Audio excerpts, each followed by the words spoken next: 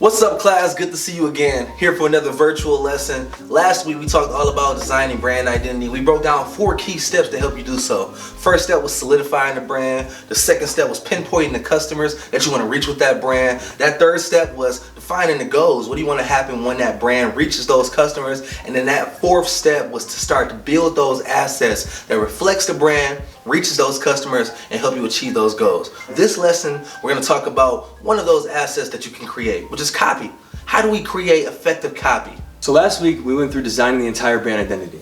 This is where we came up with the ideas of what is this brand, who is this brand trying to talk to, and where is this brand trying to go. This is all the more abstract work, I'd say. Now I want to get more into the tangible assets, the things that actually appeal to our senses, and the first thing that we're going to do is we're going to take all those ideas, pull them down from the ether, and put them on paper. From there, we can turn that into graphic design, which are more images that can speak to people in different ways, and then we can move those graphics through time in video format. So in order to get to that ultimate video asset, which is the most highly consumed kind of content on the internet today, we have to pull back and get it on paper first. Let's get it written down. So copywriting, just to lay it out for you guys, is strategic writing designed for advertising and marketing purposes. Copy is written for the express purpose of engaging with the audience. We want to drive them to be able to make decisions and hopefully engage with our brand a little bit stronger. In copywriting, we're going to be writing from the perspective of the business or the organization itself, thus enhancing that brand, right? So say for instance that we're being hired by a company to be able to write for them. Maybe it's for CNN. You want to write in the language that is coherent with the CNN brand. If you're writing for MTV, it may be a different kind of language style. And whatever language you use in that style in written word, that's called copy. And copy has 3 purposes. 1, to inform, 2, to educate, and 3, to guide to action, with a call to action. So now in the digital age, when we have such access to videos, obviously getting video information and video instruction is so easy. I mean, you guys are literally going through video instruction this very moment as you're watching this video. But say for instance, digital technology can't work for us. Say there's an area where they don't have access to electricity and they're not able to watch videos on the internet or whatever it is. Written copies of literature are the best analog devices for transmitting complex ideas and instructions. So just think about if like the world ended, for instance, just a thought experiment, and we didn't have any capacity to be able to have our computers, our cameras, there's no way to communicate massively, but we also did have access to books. And if you knew how to read those books, they don't require electricity, they don't require internet.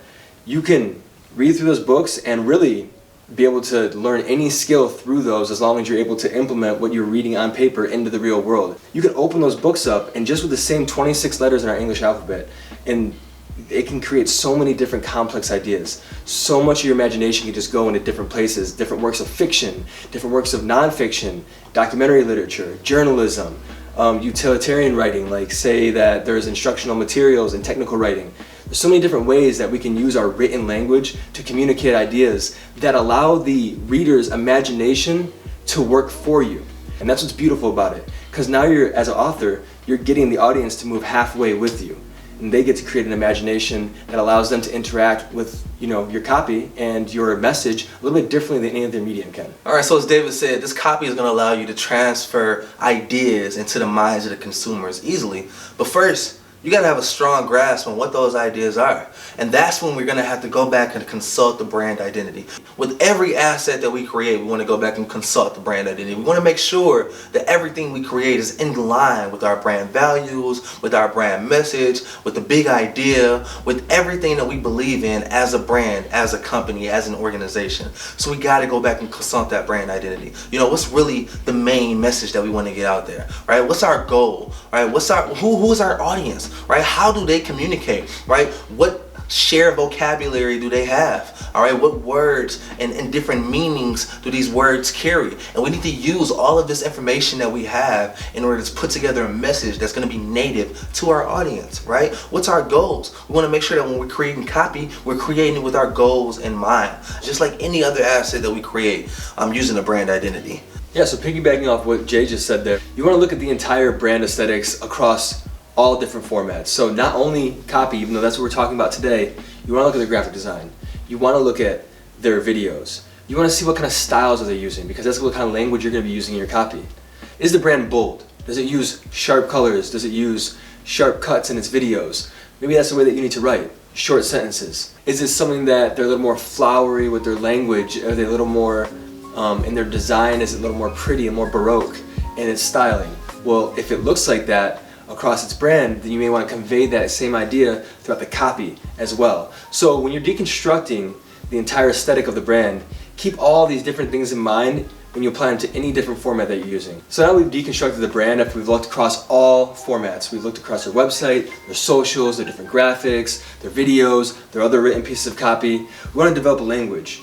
What you can do is you can get down a list, and it's best to do this in written format too, because the brain engages differently when you're writing with pen and paper as opposed to if you're just typing. So as you're looking across and you're deconstructing the aesthetic, you want to be constructing a vocabulary that the brand uses. What are specific keywords they use? What are specific ways they speak? Maybe some key phrases they use. What is their tagline, and their different logos may have different phrases in them. Write all these things down and then keep that list to your side, because when you go to reconstruct copy for that brand, you're going to want to be consulting with this list every single time. You may want to take an old school thesaurus or even a new school thesaurus, thesaurus.com, and just type in the words on that list and then get some new words that you can play into that can give you a little more fluidity with trying to develop language and to keep things fresh and new as you're going over and developing your copy.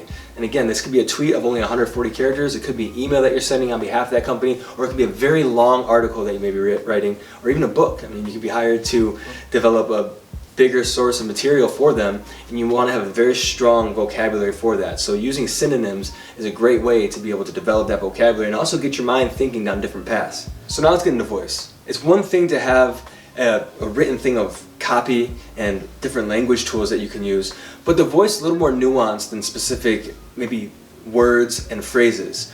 The voice is going to be the way that the brand speaks. It's that flavor that gives that brand its personality. Some key examples that we love to use is maybe Wendy's and Denny's. They have an amazing social media presence, and they're so quick and witty with their social media presence that it almost feels like Wendy, that logo, that character, is almost a person. You know, you go tweet them and stuff like that, and they're always just saying the most witty things back to Burger King, or their different rivals. And Wendy is so witty and quick that it almost feels like she's a person that you know, and she's a funny person that you know. So now when you drive by Wendy's, at least in my experience, I'm driving by Wendy's and I'm thinking about getting some spicy chicken nuggets, I'm thinking about how funny that brand is, because they've been able to articulate that part of their personality in their copy. And yes, even Twitter, that's copy. Even a tweet, even a Facebook post, even a LinkedIn article. So think about all written content. Again, that strategic copy is going to be used across all platforms too. So you want to make sure that brand voice is cohesive. Another great tactic when writing is you want to focus on benefits more than you focus on features. All right, focus on benefits more than you focus on features, because you want to really give people a clear picture of what value you're bringing to them when they engage with your brand. All right, for example, right now we're filming with this camera, and a really great feature of this camera is the viewfinder's ability to turn around and allow us to visually see ourselves inside of the camera. Now that's a great feature, but when you're talking about this and you're focusing on the benefit, how about you put yourselves in the shoes of that vlogger who never knows where they're at in the camera because they don't have that feature on that camera. So when you want to get them to, update to your camera, to this new camera with this viewfinder that can pivot, you want to focus on the value that's going to be brought upon them by focusing on features such as this. And one last thing is, don't make your copy too daunting. You want to be able to break up the pieces, because when somebody looks at a page and they just see back-to-back copy with no indentations and no spaces, it just looks like, wow, that just looks like a lot already. It's a lot of pressure on a person to have to go through and read all that. So never make your copy typically more than 4 lines. If you can just keep it that short, then you can have these nice, easy to read chunks that when somebody opens up your email, say, they can just see like, okay, this thing is going to be a little easier to navigate through than if it was just one big long, idea that was pushed together. So keep those things in mind. Yeah, that's a good point, David. That reminds me why I like the Alina Willer book so much, Design and Brand Identity, because the design is just so seamless and it really allows you to be engaged with what you're learning. And the beautiful thing about design is that you can even make this language, this copy, a part of the design itself. So the way that the words are written can guide the audience's eyes across the page or across the screen as you want them to see your new information unfold. I mean, we've done that in our Midas deck. If you think about this line being this short and this line being this long, from just that amount of words being in the line, why not arrange them in a way that helps it unfold into a more beautiful design, and it helps guide the audience's eyes around the paper, getting new information and guiding them to new ideas, and it engages with them more as well. This whole entire thing, this whole entire communicating with the brand idea is being able to communicate complex ideas, sophisticated ideas, which is developing a relationship with someone, developing a relationship with your audience in the most simplistic way. So you want to make it as easy as possible for the audience to understand exactly what you're doing, and these tools will help you do that. Yeah, David, these are complex ideas, and hopefully we can make it a little bit simple like this. The 4 P's to persuasive writing. The first one is pitching. We want to make sure that we're clearly and vividly painting that picture in the minds of our consumers, right? The picture of what? The picture of number 2, the promise, right? That promise of value that we're gonna bring to those consumers, right? And number 3, we wanna prove that we can actually bring that value to the consumers. We wanna provide some type of proof in our copy. And then lastly is that push. That push is the call of action.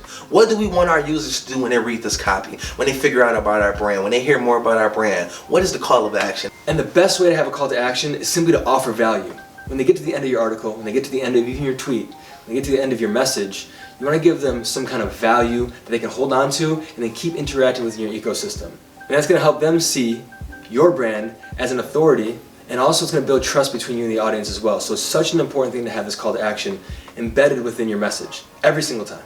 So remember, those 3 purposes of copywriting is going to be to inform, educate, and to guide in action. Remember that 3rd one. It's very important, to guide in action, because all of this work that we're doing, deconstructing the brand, reconstructing the brand, none of it matters if our audience doesn't know what to do with that information. They don't know where to go from there. So we got to make sure that that call of action is super clear, right? And the last thing is just to make sure to revise. And this is coming from King Typo. You can't skip over this stuff. You gotta revise and give it to some fresh eyes and let them revise. And that's when David and I, we're working at our best. You know, we're both passing it back and forth between each other. We're revising, we're editing, and we're making sure that our copy is the best that it can be. Great point, Jay. Always revise. Always make sure that you're looking over your copy and you're not having any typos, because imagine this, you write a great article. Sometimes I'll see articles on, like, say, Wall Street Journal or even Newsweek or something, like very reputable news publications, but when they have even typos in them, and everybody's a human, you're gonna have typos every now and then too, but when I see those typos, I gotta admit, it kind of makes me think it's a little sloppy. Is this publication as good as they are? Even by letting any of their authors come out with any of those kind of typos, you're thinking, I don't know, it's a little bit less authoritative because you saw that typo. So don't be that person. Don't be the person who works for your brand and then maybe it's a little bit messy there. Maybe you have a lot of really good ideas. You've been able to develop the entire piece in like a beautiful way. It's designed beautifully. You know, you're following all the rules that we laid out here. Rules, guidelines that we laid out here. But then ultimately you come down and you maybe have a few typos or maybe a couple punctuation marks are missing, and those things might ruin your reputability. So always go through and revise. To revise is to refine. And at the very bottom of that, you'll be able to move through this entire process and get a very powerful product that you can use to take you on to the next stages of what we're going to be doing in building these assets. Now that we have this copy done, you've learned a lot of principles here that can apply to the entire branding process as we move forward to graphic design and also video editing. But you may want to take this exact same vocabulary and these publications that you've written here and then use them to inform the next stages too. And this is a sequential order that we're guiding you all through. There's a purpose that we first developed the brand identity. We took it from nebula, made it solid. Then we took that solid form and we turned it into copy. Now we want to take this written copy and we want to apply it to our graphic design. When we go to graphic design, we'll take the written copy and the graphic design and apply it to video. When we go to marketing, we'll take the written copy, the graphic design, and the video and apply it to marketing. So these things are all building up to coalesce to a very beautiful campaign. So take what you learned here, make sure it sits in with you, revise it, and then move on with the next lesson. All right, hope this gave you some great value. Watch it over again if you have to. Bring some questions to discussion in class, and we'll go from there. Look forward to see you there. See you there. Take care.